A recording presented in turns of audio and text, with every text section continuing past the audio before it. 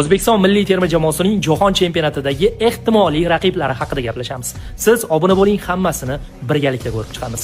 Bilasiz, jahon chempionati qur'a tashlash marosimi oldidan jamoalar 4 ta savatchaga bo'lindi. Xo'p, endi savatchalarga e'tibor beradigan bo'lsak, birinchi savatchada eng kuchli terma jamoalar joylashgan. Qo'shimchasiga mezbon davlatlar ham, jamoalar ham aynan birinchi savatchadan joy egallagan. Ikkinchi savatchada biroz o'sha reyting jihatdan pastroq o'rinda bo'lgan jamoalar joylashgan. Uchinchi savatchada esa aynan O'zbekiston milliy terma jamoasi joylashgan. 4-savatchada esa hozircha biroz reytingi pastroq bo'lgan jamoalar joylashgan. Bu savatcha hali to'ladi.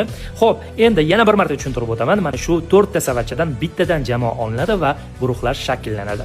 Xo'p, endi birinchi savatchadan bizga Portugaliya, ikkinchi savatchadan Senegal, uchinchi savatchadan esa o'z-o'zidan O'zbekiston milliy terma jamoasi va 4-savatchadan Kurasao terma jamoasi. Mana ko'ryapsiz, guruhimiz shakllandi. Meni nazdimda agar mana shu guruh shakllansa, yomon bo'lmasdi. Agarda guruhimiz mana shunday shakllanadigan bo'lsa, sizning fikringiz qanday bo'ladi?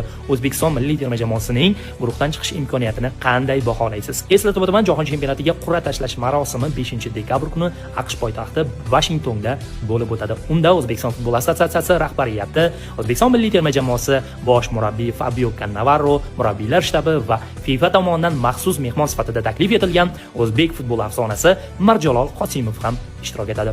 Fikrlarni esa siz izohlarda yozib qoldiring.